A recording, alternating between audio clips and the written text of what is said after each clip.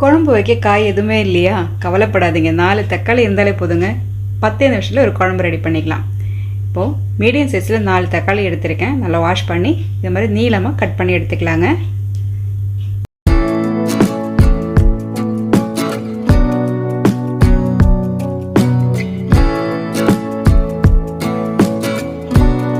காரத்துக்கு பச்சை மிளகாய் சேர்த்துக்கலாம். நான் 4 பச்சை மிளகாய் இந்த மாதிரி கீரி சேர்த்துருக்கேன். இது கூட கொஞ்சம் கருவேப்பிலையும் சேர்த்துக்கலாங்க. ஒரு அரை ஸ்பூன் அளவுக்கு மஞ்சத்தூளும் உப்பும் சேர்த்துக்கலாம். இது கூட கொஞ்சம் தண்ணி விட்டு நல்லா கையால் நல்லா பிசைஞ்சு விடுங்க. 2 கப் கிட்ட தண்ணி நான் இதில் சேர்த்துருக்கேன்.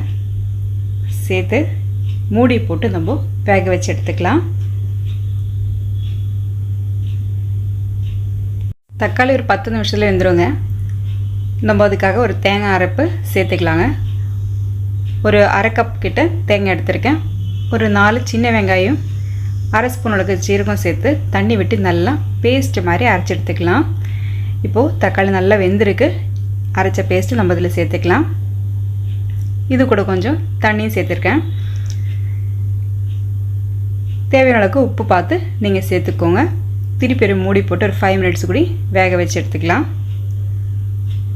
இப்போ தக்காளியோட தேங்காய் எல்லாமே சேர்த்து ஒன்று நல்லா கொதித்து வரும்போது குழம்பு ரெடி ஆகிடுச்சுங்க. கடைசியில் கொஞ்சம் தாளிப்பு சேர்க்க வேண்டியதான்.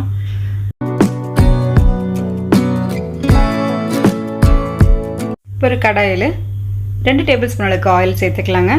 இதோட கொஞ்சம் கடுகும், சின்ன வெங்காயம் கொஞ்சோண்டு நறுக்கியது சேர்த்துருக்கேன். ஒரு 5 சின்ன வெங்காயம், 2-3 காஞ்ச மிளகாவும் சேர்த்து ஒன்று நல்லா கோல்டன் கலர் வர வரைக்கும் ஃப்ரை பண்ணி எடுத்துக்கலாம். இது கூட ஒரு ஸ்பூன் அளவுக்கு வெறும் மிளகாய்த்தூள் சேர்த்து கொஞ்சம் கருவேப்பிலையும் சேர்த்துக்கலாங்க. பெருங்காயத்தூள் ஆப்ஷன் தான், சேர்க்காம சேர்த்துக்கலாம். ரொம்ப டேஸ்டியான 10 நிமிஷத்தில் பண்ணக்கூடிய இந்த தக்காளி குழம்பு நீங்களும் வீட்டில் ட்ரை பண்ணி பாருங்கள். ரொம்ப டேஸ்டியாக இருக்குங்க. ரைஸோடு வச்சு சாப்பிட்றதுக்கு அட்டகாசமாக இருந்தது.